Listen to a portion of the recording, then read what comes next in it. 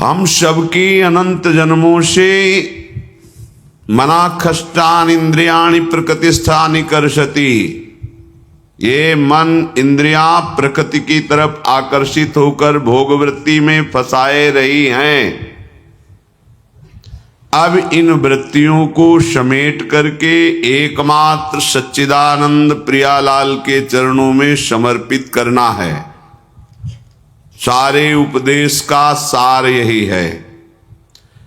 पूरे के पूरे जन्म के जन्म बड़े बड़े ऋषि मुनि महात्मा साधक उपासक भक्तजन जीवन भर यही चेष्टा करते रहते हैं कि हमारी एक एक वृत्ति प्रभु में लग जाए। तो जैसे भक्ति इतनी सामर्थ्यवान है कि प्रत्येक वृत्ति को भगवदाकार कर देती है, ऐसे माया भी ऐसी ही सामर्थ्यवान है, प्रत्येक वृत्ति को विषयाकार कर देती है। विपक्ष कमजोर नहीं है, ध्यान देना। तुम जिस मार्ग में चले हो ये महाभारत से भी बड़ा युद्ध है। महाभारत में प्राकृतिक बलधारियों को परास्त करना है, सामने जो पांच भौतिक शरीर वाले हैं। यहां सूक्ष्म रूप से अंतर महाबलवान कामादि विकार जो महाभारत में विजयी हुए उनको भी परास्त करने की सामर्थ्य रखने वाले ये षड विकार सबके अंतःकरण के अहम धर्म पर अपना निवास स्थान बनाए हुए हैं। कहीं बाहर नहीं, अंदर ही विचार रूपी बाणों से भगवत कृपा पात्र जन इन विकारों को नष्ट करते हैं। ऐसा कभी युद्ध में नहीं पाया गया कि जो विजय को प्राप्त हुआ है उसके शरीर में कभी घाव ना हुआ हो। विपक्ष के बाणों से घायल होते हुए भी विपक्ष को परास्त कर वो जय को प्राप्त होता है। ऐसे ही प्रत्येक साधक भगवत मार्ग में आचार्य वाणी, गुरु आश्रय, आराध्य देव की कृपा का बल लेकर के माया के इन बलवान पार्षदों को, इनके वेगों को परास्त करता है। ऐसा नहीं कि जब से शरणागत हुआ तब से उसके द्वारा विजय ही विजय हुई, नहीं। बहुत बार जो महापुरुष भी बन गए हैं वो भी इनकी चोट से घायल हुए हैं। इनकी चोट कोई साधारण नहीं है। बड़े बड़े मुनियों को भी विक्षिप्त कर दे। छुट चेतन जो अचेत तेऊ मुनि भय विषवासित हित सजनी स्वरूपा, हरिवंश महाप्रभु कह रहे हैं। कभी न कभी उपासक को ये आंतरिक शत्रु अपने वेग में फंसाकर परास्त करना चाहते हैं, परास्त नहीं कर सकते क्योंकि भगवत बल है, चूक हो सकती है। हमें सदैव ये ध्यान रखना है कि हमारी एक एक वृत्ति प्रभु में लगना है। यही हमारे जीवन का लक्ष्य है। अगर हम किसी भी साधक से चूक हो जाती है, गलती हो जाती है, हृदय से जलो, प्रभु से क्षमा याचना करो, क्षमा समुद्र है, आगे बढ़ो। राग द्वेष का, निंदा स्तुति का समय नहीं है, नहीं तो हमारा मार्ग इसी में बाधित हो जाएगा। माया जीत जाएगी और हम हार जाएंगे। ये ऐसा प्रहार है कि कोई विपक्ष को नहीं देखता है, सीधे उस व्यक्ति पर अंगुली उठाई जाती है। ये कोई साधु ही जानता है कि इस मार्ग में चलने वालों को कैसी पीड़ा सहनी पड़ती है। आप सब अपने हृदय को देखें, प्रकृति के वार को सहने की एक मिनट सामर्थ्य नहीं तुम्हारे अंदर। अगर किसी के अंदर है तो आचार्य गुरु का शरणागत ही होगा। जो प्रभु का आश्रय है, प्रभु के नाम जप में लगा है, वही इस वेग को सह सकता है, इनके प्रहार को सह सकता है।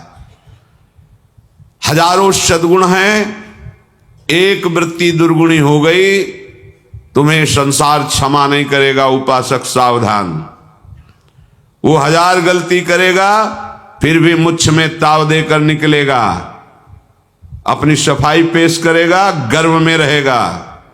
तुम उपासक हो, एक गलती होगी 1000 गालियां देंगे, कोई क्षमा करने वाला नहीं, क्षमा समुद्र प्रभु के सिवा। चूक ना होने पावे, चूक हो जाए तो हृदय से प्रायश्चित करो। हे नाथ, आपकी विमुखता के कारण चूक हुई। अगर मेरा भजन चल रहा होता तो मैं इस कुमार्गगामी प्रवृत्ति से परास्त नहीं होता। दुर्वासना मम सदा परिकर्षयंती। हे नाथ, देखो ये दुर्वासना सदैव मुझे अपनी तरफ घसीट रही है, कृपा करो। उपासक रोए प्रभु के सामने। गर्व का तो स्थान ही नहीं है। संयम से चल रहे हो तो भगवत कृपा है, संयम बिगड़ गया तो कहीं ना कहीं प्रमाद है, भगवत भजन की विमुखता है, तभी ये हमको विकार परास्त करते हैं। इसलिए भगवत वाणी, गुरुवाणी, संतवाणी, इनका जब हम आश्रय लेते हैं अक्षरशः बिल्कुल अपनी बुद्धि न लगा के, तब हम इस माया के पार्षदों से विजय प्राप्त करते हैं। एक छोटी मोटी बात नहीं, संसारिक लोग नहीं जानते। एक झटके में चारों खाने चित्त जो गिरते हैं, वो क्या जाने लड़ना।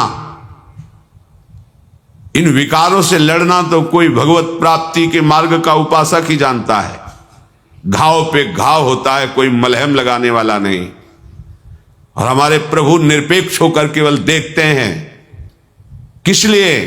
तुम्हें बलवान बनाने के लिए कि तुम हमारी माया से परास्त ना हो। उठो, फिर लड़ो, फिर गिरोगे, फिर तुम्हें ही लड़ना पड़ेगा, चाहे जितने जन्म लगे, तुम्हें बलवान होकर निकलना पड़ेगा। ये हमारे प्रभु चाहते हैं। इसलिए अर्जुन जी को आदेश करते हैं, मात्रा स्पर्शास्तु कौन्तेय शीतोष्ण सुख दुखदा आगमा पाइनो अनित्यास्तास तितिक्षस्व भारत। हे अर्जुन, ये इंद्रियजन्य अनुकूलता प्रतिकूलता का तुम्हारे ऊपर प्रहार होता रहेगा। ये उष्ण कामादि अग्नियां, शीत, अनुकूलता, प्रणाम, नमस्कार, प्रशंसा, ये दोनों तुम्हारे जीवन में आएंगे। तुम्हें ना तो अनुकूलता में फंसना है, ना प्रतिकूलता से निराश होना है। तास तितिक्षस्व भारत, इनको सह जाओ, महात्मा हो जाओगे, परम पद के अधिकारी हो जाओगे। भगवान सामने खड़े हैं, पर कहते परम पद के अधिकारी तभी होगे जब तुम सह जाओगे। अगर तुम सह नहीं पा रहे हो तो बल को मांगो प्रभु से। वो इंतजार कर रहे हैं, तुम अहंकार होकर दैन्य भाव से मांगो तो अपिचेत सुदुराचारो भजते माम मनन्य भाग सा दुर्युषमंतव्य सम्यक व्यवसिता है सा। चाहे जितना बड़ा दुराचारी हो, एकमात्र भगवान के बल का आश्रय ले ले तो महात्मा बन जाएगा। करो सद्य ते साधु समाना। संसार नहीं समझेगा तुम्हें। तुम्हारे मालिक देख रहे हैं तुम्हें, ईश्वर देख रहा है। ईमानदारी से भगवत मार्ग में चलो, फिसलोगे तो शास्त्राबाहु भगवान तुम्हें अनंत भुजाओं का बल देकर बचा लेंगे। आप प्रमाद करोगे, उनकी कृपा, उनकी क्षमा का अनादर करोगे, पुनः बार बार वैसा करोगे तो भगवान कृपा समुद्र में वो दंड विधान नहीं करते। स्पष्ट समझ लीजिए, जहां कहीं ऐसा दंड विधान दिखाई देता है, उनकी अपार करुणा होती उसमें। पर उनके द्वारा निर्धारित किए हुए लोकपाल शक्तियां ये तुम्हें दंड देने लगेंगी, क्योंकि तुम भगवान की कृपा का अनादर करके, उनकी क्षमा का दुरुपयोग करके मनमानी आचरण करते हो तो तुम भगवत शरणागति में कलंक लगा रहे हो। तो उनके पार्षद फिर आपको दंड देने लगेंगे। फिर आप कहोगे भगवान की शरण होने पर भी हमारी ये हालत है। इसलिए सावधान, ये बहुत बड़ा युद्ध है। उपासक, तुम केवल अकेले हो, पूरी सृष्टि तुम्हारी परीक्षा में है। पूरी सृष्टि तुम्हारे विरोध में, किसी को तुम अनुकूल मत मान लेना। कैसे? कोई बहुत तुम्हें प्यार करता है, अनुकूल करता है, तो तुम्हारी आंतरिक वृत्ति को चुरा रहा है, वो तुम्हें परास्त कर रहा है। रागात्मक वृत्ति तुम्हारे भगवत चिंतन में बाधा पहुंचा देगी। कोई तुम्हारा विरोध कर रहा है, निंदा कर रहा है, अपमान कर रहा है, तो द्वेषात्मक वृत्ति घसीट लेगी और तुम्हारी भगवत चिंतन की वृत्ति में बाधा पहुंचा देगी। इसलिए राग द्वेष दोनों खोइए, खोजिए पद निर्वाण, मत करो चिंता। अहम त्वाम सर्व पापेभ्यो मोक्षयिष्यामि मा शुचा, मैं तुम्हें पवित्र करूंगा। बस तुम्हें अपने स्वामी की आज्ञा पर चलना है। स्वामी जानते हैं, श्री स्वामी हरिदास जी महाराज कह रहे हैं, ये विचित्र माया पशारी आपकी है। कौन ऐसा ऋषि मुनि है जो इस माया की गोद में बैठकर आपको भूल न जाए। इसलिए हमसो ना बिगाड़न को, तोसो ना संवारन को, तोई मोहि पड़ी होड़, कौन धो जीते है कौन धो हारिए, पर बदी न तोड़। ये विचित्र माया भगवान की है, समझ में नहीं आती है कि क्या रूप रख करके तुम्हें परास्त कर देगी। एक रूप है, जैसे भगवान की अनंत महिमा है, ऐसे अचिंत्य महिमा माया की है। ये विषयी पुरुष संसार के भोगों में रत केवल बाहरी चेष्टा को देखते हैं, उपासक की आंतरिक युद्ध वृत्ति को नहीं देख पाते। भगवत कृपा पात्र फिसल सकता है, लड़खड़ा सकता है, लेकिन ना में भक्ता प्रणश्यति, मेरे भक्त का कभी नाश नहीं हो सकता। तुम क्या बिगाड़ सकते हो? अपनी वृत्ति को निरंतर भगवत चरणारविंद में लगाने का प्रयास करो। ठेका भगवान का और गुरुदेव का है तुम्हें भगवत प्राप्ति कराने का। आप बार बार आज्ञा का उल्लंघन करेंगे, फिर भी उनके हृदय में कोई फर्क नहीं पड़ने वाला। तुम उनके हृदय को नहीं जानते हो, अगाध समुद्र हैं। पर उनके द्वारा निर्धारित किया हुआ शासन विभाग भागवतिक तुम्हें फिर चैन से नहीं रहने देगा। उनके हृदय में तुम्हारे प्रति कभी वात्सल्य के सिवा और कुछ नहीं आ सकता। तुम नहीं समझ सकते सदगुरु के हृदय को, भगवान के हृदय को, महात्मा के हृदय को। अगाध समुद्र होता है, पर उनके द्वारा जो निर्धारित किया हुआ शासन विभाग भागवतिक है, फिर वो तुम्हारे पीछे पड़ जाएगा, क्योंकि तुम उनकी आज्ञा का बार बार उल्लंघन कर रहे हो, उनकी कृपा का दुरुपयोग कर रहे हो। इसलिए चाहे गृहस्थ हो चाहे विरक्त हो, हर उपासक से प्रार्थना है, हमारे लाडले युगल सरकार की कृपा का दुरुपयोग मत करो। हमारे प्रभु ने तुम्हें क्षमा कर दिया है अनंत जन्मों के अपराधों को, अवहेलना मत करो। उनकी अवहेलना होगी यदि उनकी आज्ञा का पालन नहीं करोगे। तुम्हें ध्यान देना है, तुम किसके दास हो, तुम कहां खड़े हो, क्या देख रहे हो, क्या कर रहे हो। थोड़ा तो विचार करो। तुम्हें कौन जानता है, लेकिन तुम जिनका तिलक लगाए हो, कंठी बांधे हो, उनकी अगर कोई निंदास्पद बात करे, हे हरि का दास, भगत बनता है भगवान का। जिन लाडले ने हमें कृपा करके मनुष्य जन्म दिया, ये सौभाग्य दिया कि हम भगवत मार्ग में चल सकते हैं, उनको कोई अंगुली उठाए, कैसे तुम दास हो? अपने स्वामी की निंदा करवाओ, कैसे तुम दास हो? स्वामी को सर झुकाना पड़े तुम्हारे लिए, कैसे तुम दास हो? इतना भी इंद्रियों की गुलामी स्वीकार नहीं करना चाहिए कि हमारे आराध्य देव को हमारे लिए कोई गाली दे, हमारे गुरुदेव को कोई गाली दे, हमारे वेश को कोई गाली दे, जो आचार्य कृपा से प्राप्त हुआ है, भगवत कृपा से प्राप्त हुआ है। चूक होना स्वाभाविक है, लेकिन बार बार अपराध करना दंडनीय अपराध है। चूक की सुधार है, अपराध की नहीं। अपराध भगवत बल को लेकर के दुराचार करना, संभाल लेंगे वो, बचा लिया आगे भी बचा लेंगे, इस भावना से और दुराचार प्रवृत्ति करना, अहंकार प्रवृत्ति को बढ़ा लेना, मनमानी आचरणों में उतर जाना, फिर शासन विभाग तुम्हें संभाल लेगा। भागवती ऐसा दंड देगा कि किसी काम के नहीं रहोगे। हमारी बात मान लीजिए, बहुत बढ़िया अवसर है। श्री भगवान के वचनों को श्रद्धा पूर्वक श्रवण कीजिए, मनन कीजिए और आचरण में उतारने की चेष्टा कीजिए। बल भगवान देंगे। माया से लड़कर कोई पार हो जाए, वो एक ही बल है, हरि शरणम मामे ये प्रपद्यन्ते माया में ताम तरन्ति ते। श्री भगवान कह रहे यदि जीवन भर भजन नहीं किया तो जब तुम्हें सत्संग मिला उस दिन से शुरू कर दो। ऐसा भी नहीं हो पाया तो कहीं तुम्हारे सौभाग्य से ऐसा हो कि अंतिम समय कोई तुम्हें नाम सुना दे, प्रभु की छवि के दर्शन करा दे, या भगवान की चर्चा सुना दे, या श्री हरिप्रियाजू का उच्छिष्टामृत चरणामृत वृंदावन की रज मिल जाए। निश्चित अंतिम समय प्राप्त होने पर उसे भगवत प्राप्ति होती, कल्याण हो जाता है। या भगवान के धाम और पुरियों में वास करे आजीवन, रहनी सुधार करके, तो भगवान की दिव्य लीलाओं में भी प्रवेश हो जाता है।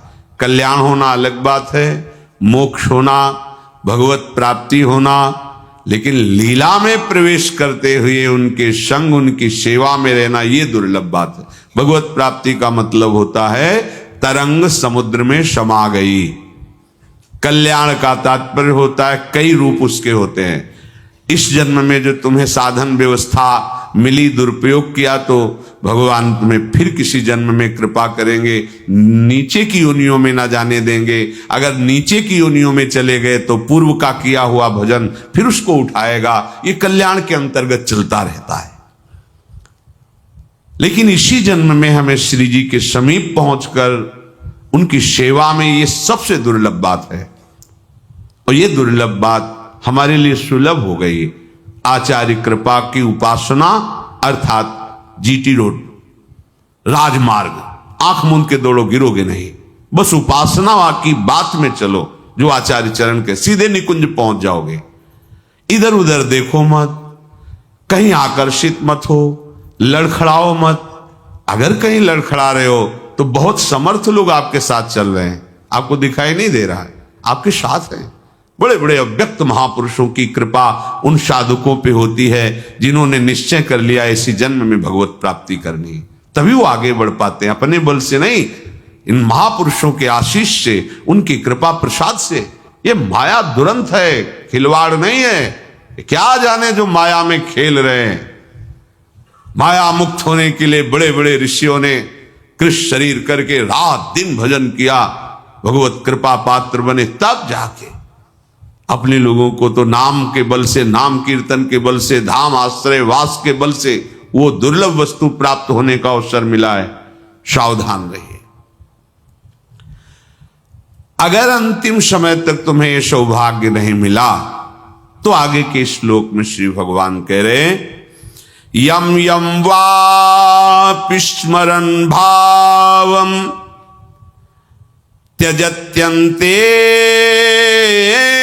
कलेवरम तम तमेवैति कौन्तेय सदा तद्भाव भावितः। हे कुंती पुत्र, मनुष्य जीवन में जो जो कार्य करता है वो सब मन में टेप होता जाता है। पूरा वीडियो है, एक जन्म का नहीं, अनंत जन्मों का। अगर इस जन्म में आप भजन कर रहे हैं, मानो अनंत जन्म के वीडियो को डिलीट कर रहे हैं। तभी आप देखो भजन करते समय करोड़ों बार वही काम वृत्तियां आती हैं। वो काम वृत्तियां पुरानी जो परत की परत जमा है वो निकल रही, जो वृत्ति आई वो नष्ट हुई, तो वही वृत्ति करोड़ों बार हमने क्रियाओं में की है तो वो करोड़ों जमा है, वही निकलेंगे। तो आपको लगेगा आज तक नष्ट नहीं हुआ, नहीं, हर वृत्ति नष्ट हो रही, पर आपका बहुत स्टॉक जमा है। अगर आपने भजन नहीं किया तो डिलीट वाली बात ही नहीं हुई। तो भगवान कह रहे हैं कि अंत काल के समय में पूरे जीवन के कर्मों का परिणाम वीडियो बनाया जाता है। जैसे एक साल क्या क्या श्री जी का उत्सव हुआ, आधा घंटा में पूरा बना के रख दिया। ये झूला उत्सव, ये उत्सव, उसको फाइनल में देख सकते हो कि एक साल में ये हुआ। ऐसे पूरे जन्म का उसका तैयार होता है। जो भागवतिक शासन विभाग है निर्णायक, वो पूरे मरणासन में पहुंचने के पहले ही निश्चित होगा, या सुअर बनेगा, कुत्ता बनेगा, नाली कीड़ा बनेगा, भूत बनेगा, निर्णय हो गया। क्या होगा? अंतिम समय उसकी चित्तवृत्ति वहीं लग जाएगी, जबरदस्ती वहीं लगा दी जाएगी, दुर्गति होनी है। उसी भाव में शरीर त्यागेगा, कर्म का पहले नरक में भोग भोगेगा, फिर उसे अन्य योनियों में डाला जाएगा। अंत काल में जिस जिस भी भाव का स्मरण आएगा, शरीर छोड़ता हुआ वो उसी भाव से भावित होकर दूसरे योनियों में उसी भाव में चला जाएगा जिस भाव से भावित रहा है। कितनी दया भगवान की है। अंतिम तक सुधार की बात कही, अब सावधानी की बात कह रहे कि यदि आप अंतिम समय तक हमारा स्मरण नहीं किया, भगवत स्मरण नहीं हुआ, भजन नहीं बना, साधना नहीं बनी, तो आप ये समझ लीजिए कि फिर आपकी दुर्गति निश्चित है। क्योंकि वही संसार का भाव आएगा। सदा तद्भाव भाविता, जीवन भर जो तुम कर रहे हो यही अंतिम परिणाम भाव तुम्हारे सामने आएगा। ऐसा न समझे कि जीवन भर पापाचरण करो, अंतिम में तुम्हारे सामने भगवान आ जाएंगे। हाँ, कुछ समय बचा और आपको होश आ गया कि बहुत गलती हुई, जीवन गया विषयों में, हे नाथ, आने की संभावना बन गई, कल्याण की बात बन रही है। लेकिन आप अंतिम समय तक विवेकहीन होकर भोगों में ही लगे रहे। अच्छा, अंतिम समय की कोई अवस्था नहीं होती कि आप बूढ़े होकर मरोगे, कब चले जाए पता नहीं, कौन सा क्षण अंतिम हो, और उस समय तक आपने भजन किया नहीं, हमारा जीवन व्यर्थ चला जाएगा। जिस किसी का अंतिम समय चिंतन होता है, शरीर छोड़ने के बाद वो वही शरीर धारण करता है। एक महात्मा जी थे, पूज्यपाद सिउड़िया बाबा जी के वचन में, बड़े अकिंचन थे। देखो, जो साधु का जीवन होता है केवल साधु ही जान सकता है, आप नहीं जान सकते, क्योंकि चले ही नहीं तो जाने का है। जैसे आप सब कृपा पात्र जन हैं, अपने बाप की कमाई में जी रहे हैं आप, असलियत समझिए। ये जो आप विकारों से बच रहे हैं, वैराग्यवान हैं, आप संसार के राग से ऊपर उठ रहे हैं, ये आपका नहीं है, ये आपके बाप का है। हमारे सबके बाप हैं हित सजनी जू, हरिवंश महाप्रभु, मेरे लाडले युगल और मेरे गुरुदेव। उनका प्रताप हमें जिला रहा है और हमें चला रहा है, नहीं तो एक कदम नहीं चल सकते। अपनी योग्यता को आप सब बैठ के देख लीजिए कि अगर झांक के देखो तो अगर मनीराम के ऊपर शासन न हो कृपा का, तो हमें कहां गिरा दें। आप देख लो, सब देख लो, बैठे हो वृंदावन में, अपने घर में हो, विचार करके देखो तुम कितने जितेंद्रीय हो, कितने तपस्वी हो, कितने महान विचारवान हो। एक क्षण बैठ के देखो, अगर तुम्हारे अंदर शुद्ध विचार आ रहा है, भगवत भाव आ रहा है, संसार से वैराग्य की तरफ बढ़ रहे हो, तो तुम्हारे अहंकार भरी साधना से नहीं है, ये शरणागति का प्रताप है। ये उनके प्रताप से इतना ही नहीं है, उनके प्रताप से तुम्हें भगवत प्राप्ति भी होगी। हरिवंश प्रताप ही जानत हैं, हरिवंश प्रबोध प्रमाणत हैं, हरिवंश सुसर्वस्व हैं तिनके, सुख संपत्ति दंपति जिनके। गर्व मत करो, दैन्य भाव से भगवत चिंतन परायण रहने की चेष्टा करो, यही भाव तुम्हें अंतिम में आ जाएगा। एक महात्मा भक्तों के यहाँ भ्रमण करते, संतों का स्वभाव होता है भिक्षावृत्ति की, कहीं रुके, कहीं किसी को प्रवचन के द्वारा कृतार्थ किया, कहीं किसी की सेवा लेकर कृतार्थ किया। भोजन, वस्त्र, प्रणाम, नमस्कार, ये सब संतों का भजन उनके मंगल के लिए जाता है, जो उनकी इस तरह की सेवा। और जो निंदा करते हैं, अपमान करते हैं, संत इतने कृपाल होते हैं, उनका भी मंगल करने की भावना। करत जे अनुशयन निंदक, तीनों पे अनुग्रह कियो। तो उस समय असरफी चलती थी, तो किसी भक्त ने उनको 4-5 असरफियां भेंट में दी। तो गीता जी साथ रखते थे कपड़े में। ग्रंथ को कभी निर्वस्त्र ना रखे। आचार्य वाणी, भगवद वाणी, एक रुमाल ही भले चाहे तुम्हारे पास हो, कभी जमीन में ऐसे मत रखना, आसन में विराजना। बहुत सम्मान दो। गुरु ग्रंथ साहब का कैसा सम्मान करते हैं उपासक जन, वहां देखो छत्र चवर के साथ गुरु ग्रंथ साहब चलते हैं। हमें लगता है हर वाणी का सम्मान आचार्य और गुरुवाणी का ऐसे ही करना चाहिए। प्रणाम है उनकी श्रद्धा को और उनकी इस भावना को, जो अपने गुरु ग्रंथ साहब को भगवान की तरह और भगवान से बढ़कर मानते हैं, प्राण देने के लिए तैयार हैं। अगर गुरु ग्रंथ साहब की तरफ कोई भी अवहेलना की दृष्टि से देखे तो उनकी सेवा करने वाले अपने प्राण न्यौछावर करने के लिए तैयार हैं। हमें शिक्षा हर जगह से लेनी है। हम अपने गुरु ग्रंथ को कैसे रखते हैं, यह ध्यान करना है। आचार्य वाणी, भगवद वाणी साक्षात आचार्य और भगवान का स्वरूप है, वैसे ही हमें रखना चाहिए। तो गीता जी को सुंदर वस्त्र से आविष्ट करके रखते थे, उसी में 5 असरफियां रख ली। भाव ये था कि किसी दिन संतों का भंडारा करेंगे। गीता जी में वो सुरक्षित रखी कुटिया में अंतिम समय आ गया। अब चिंतन फंसा कि वो 5 असरफियां जो गीता जी में रखी हैं, कैसे बताऊं शिष्य को क्यों रखी हैं। बोल सकते नहीं, चिंतन, वो चिंतन उतना हुआ, शरीर छूट गया। तो स्वर्ण का, धन का चिंतन होने के कारण सांप की योनि मिली। पर ज्ञान विज्ञान संपन्न, उनको पूरी चेतना है।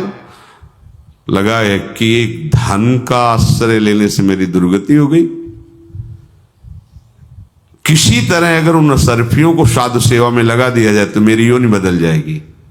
अपने शिष्य को स्वप्न में, देखो हम तुम्हारे गुरु हैं, मारना नहीं मुझे। गीता जी की जो पोथी है ना, वहीं हम सांप के रूप में बैठे हैं। अभी हमारी नवीन अवस्था है, अर्थात नया सांप का बच्चा जो मिले मैं ही हूं। मारना नहीं, तुम वो असरफी लेकर के संतों को भंडारा कर दो, हमारा जीवन बदल जाएगा। देखा जाके तो छोटा सा सांप का बच्चा फड़का, प्रणाम किया, खुला असरफी, असरफियों से संत भंडारा किया, देखो सांप मर गया। यम यम वाप स्मरण भावम त्यजत्यंते कलेवरम। एक संत भगवान, अंतिम समय था, पड़े थे, ऊपर आम का पेड़ था, पका हुआ आम का फल था, उसमें दृष्टि चली गई। कीड़ा बनकर उस आम के रस को पाए, फिर उनका कल्याण। बड़ा सूक्ष्म है अंतिम निर्णय। यद्यपि जो भगवान का भजन करते हैं भगवत प्राप्ति निश्चित है, पर ये उदाहरण केवल इसलिए दिए जाते हैं कि देखो गति में कितनी प्रबलता है चिंतन की। हिरण का चिंतन किया, अगला जन्म हिरण का। हम अगर जीवन भर भगवान का भजन करेंगे तो देखो सांप बने, पर उनको पूरा भजन, पूरा ज्ञान है, उपाय भी हुआ कुछ क्षण के लिए, पर चूक तो हो गई ना। साधु का जीवन धन बल नहीं होना चाहिए, समलोष्टास्म कांचना इसकी सिद्धि होनी चाहिए। पत्थर का, मिट्टी का डेला और सोने की बराबर वृत्ति होनी चाहिए। इसका मतलब नहीं को फुटपाथ में फेंक देगा, सोना है तो तिजोरी में रखेगा, लेकिन महत्व बुद्धि मिट्टी के ढेले से ज्यादा नहीं है। सदुपयोग हो या कोई लूट के ले जाए, उसकी मुस्कुराहट में फर्क नहीं होना चाहिए। ये मायाकृत है, ये महत्व बुद्धि रखने लायक नहीं। जैसे एक गृहस्थ आदमी बाजार में जाता है, कितने का है कपड़ा? 100 रुपया मीटर। अरे नहीं भाई 100 रुपया किसे, तुम 80 रुपया दो। नहीं चलो 95 तुम्हारे लिए। अरे नहीं, 15 मिनट झगड़ के 15 रुपए बचा लिए उसने। साधु कितने खाए? 100 का। अरे ले 110 ले, तुझे छोड़, हराम का आया ना इसलिए। नहीं, तुम नहीं जानते, तुम 15 मिनट में 15 रुपए बचा रहे हो। वो 15 मिनट में 1000 बार नाम जप कर रहा, उसकी कीमत क्या है तू क्या जानता है? तेरे को अर्थ महान दिखाई दे रहा, उसको नाम महान दिखाई दे। कौन प्रपंच करे? ले, जिसने मेरे को दिया तू भी आनंद ले, भजन कर। पूज्यपाद श्री ग्वारिया बाबा जी महाराज धनी मानी पीछे लगे, बढ़िया कमरा सजवाया राजा महाराजाओं की तरह, सिंहासन बनवाया, बैठे, बढ़िया बढ़िया भोग आया, पाए, बुलाया 8-10 गृहस्थों को, तुम ये सिंहासन ले जाओ, तुम तकिया ले जाओ, तुम ये कमरा ले लो, चल दिया। तुम्हारी गणित महात्मा की गणित बड़ा फर्क है। वो भगवान के वैभव को देख रहा है, तुम भगवत वैभव को अपना मान रहे हो, हमारी संपत्ति है। एक महात्मा जी ट्रेन में जा रहे थे तो किसी ने सोने की चैन वाली घड़ी पहना दी थी, बढ़िया धनी आदमी था, गेरुए ही वस्त्र थे लेकिन बहुत हाई क्वालिटी के बढ़िया वस्त्र, बढ़िया बैग, सब बैठे थे। सामने गृहस्थ बैठे थे, हंस रहे थे, सोने की घड़ी तो देख रहे थे। महात्मा बड़े अद्भुत प्रवृत्ति के थे। होगा बाबा जी एक प्रश्न करे आपसे? हाँ भैया करो। बोले जीवन कमाते हो गए, हम सोने की घड़ी नहीं बांध सकते, आप बांधे हो। कैसे बाबा जी हो? हम में आप में अंतर क्या रह गया? हाँ बच्चा बात तो सही। ये कौन सा स्टेशन आ रहा है? बोले अमुक के सर। उतर के चलते चाय पीते, एक एक चाय बनाओ। गृहस्थ ने पूछा कितने की चाय है? बाबा जी ने कहा चाय पीने से मतलब तुम्हें पैसे हम देंगे। जितनी भेंट दी थी जजमान ने, भगत ने, सब रख दी और कहा चाय पिलाओ। चाय वाला तो खुशी हो गया, गाड़ी हारन देने लगे। बोले एक और चाय बनाओ। बोले बाबा जी गाड़ी जा रही है। बोले बच्चा हमारा मन हो रहा है, इधर हम पैदल टहलेंगे। और बोले वो बैग और वहीं चैन उतार के रखे। बोले बच्चा किसी ने दिया है, कोई ले जाएगा। और उठे और चल दिया। ऐसे संतों को तुम वहां चवन्नी के हिसाब थोड़ी होता है। तुम्हारे को लगता है धन महत्वशाली है, उनको लगता है भगवत विधान महत्वशाली है, भगवान का नाम चिंतन, भगवान की शरण। आप बोले अरे धन का दुरुपयोग अनंत ब्रह्मांडों को 1 सेकंड में रचता है और 1 सेकंड में मिट्टी में मिला देता है। वो हमारा मालिक है, हम उसके गुलाम हैं। बाप का अंश बच्चे में आता है। भगवत पार्षदों के अंदर इसका महत्व नहीं होता। मतलब बड़े से बड़े श्रृंगार को सजाया, 2 मिनट में राख करके चल दिए। तुम्हें लगेगा जिंदगी की कमाई माटी में मिलाई, तुम्हें समझ में नहीं आ रहा। अरे वो माटी में माटी को मिला रहे, जिंदगी तो उनकी अमूल्य है। अपनी मानसिकता को, संतों को नहीं तौला जा सकता अपनी मानसिकता से।